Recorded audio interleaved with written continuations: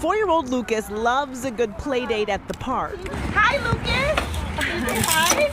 It's sandbox trucks today, but his favorite, playing superheroes. This is his favorite right now. PJ Masks. Yeah, PJ Masks. From Superman to Spider-Man and even a fireman, Lucas is a big fan of how they face trouble with their superhero strength. Superman, Spider-Man. His parents, Manuela and Luis, say he's always been this way.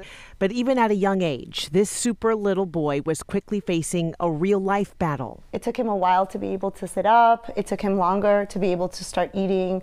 And I think the most remarkable thing was he never crawled.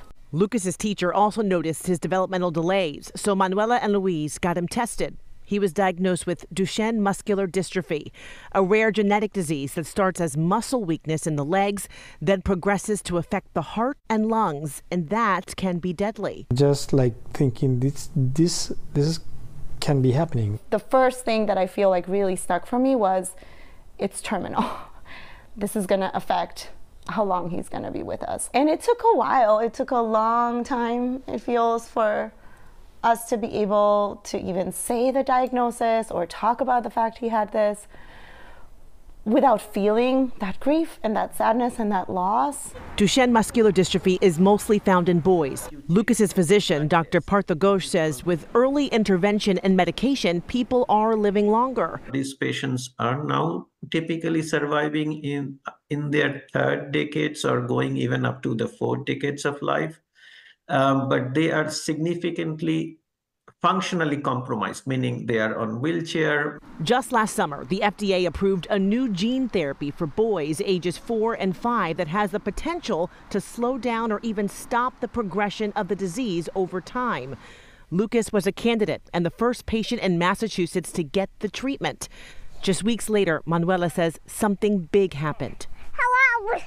We started seeing these things that we had never seen him do before. Getting into the car on his own, having the strength to be able to do that. Now he can actually jump. He can jump from a few stairs and land on his feet without falling. And the biggest thing, he would fall every 5, 6, maybe 10 steps he would fall, just walking. And that stopped happening. For Lucas and his family, this meant hope. 1, 2, 3, go! However, Dr. Ghosh says it's still too early to truly tell the impact of the new therapy. There's no way of knowing other than watching him grow, watching him develop. But I feel like just having the opportunity to receive the treatment has given us a lot of hope. That was a miracle for us. Manuela and Luis say they know time will tell, but in the meantime, they're soaking in the present.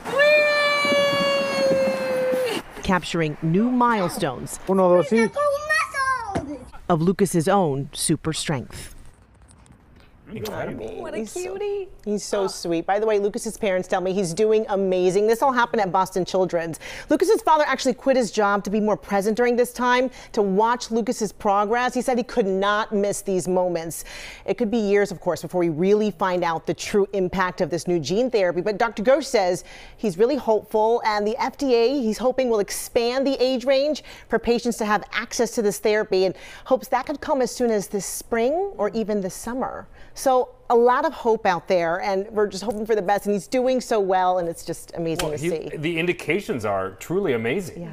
Yes, and hopefully to expand to other patients so they can experience those improvements as well. Thank you.